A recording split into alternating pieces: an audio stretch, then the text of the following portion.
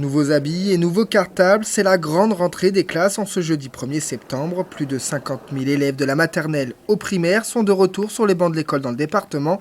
Une rentrée dans les grandes villes, mais aussi dans les petites communes rurales de la Charente-Maritime. C'est le cas à Ballon, dans des locaux flambant neufs que découvre la directrice Adeline Chaluteau. La rentrée s'est très bien passée.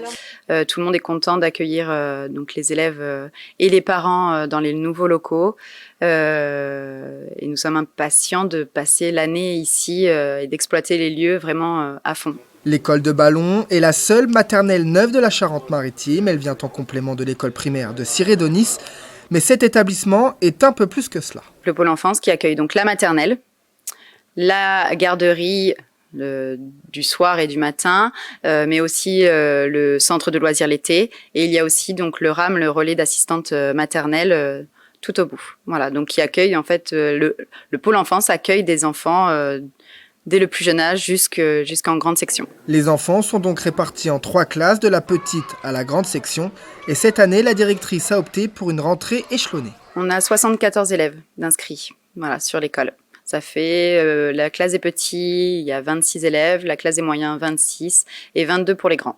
On a préféré faire une rentrée échelonnée, donc 14 élèves aujourd'hui et 12 demain, pour leur permettre du coup de se familiariser au lieu. Et après, lundi, on aura les 26 élèves dans la classe et on verra comment ça se passera.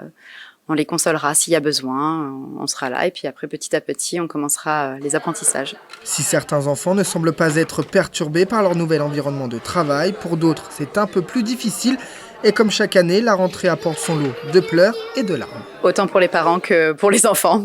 Déjà, les parents, faut qu'ils restent pas trop longtemps et on les distrait, on leur montre un autre jeu, ils se déplacent tout seuls en oubliant que le parent était derrière eux et hop, on conseille aux parents de se déplacer ailleurs et de partir. Des pleurs de courte durée pour ces enfants, finalement heureux de retrouver les copains et les copines.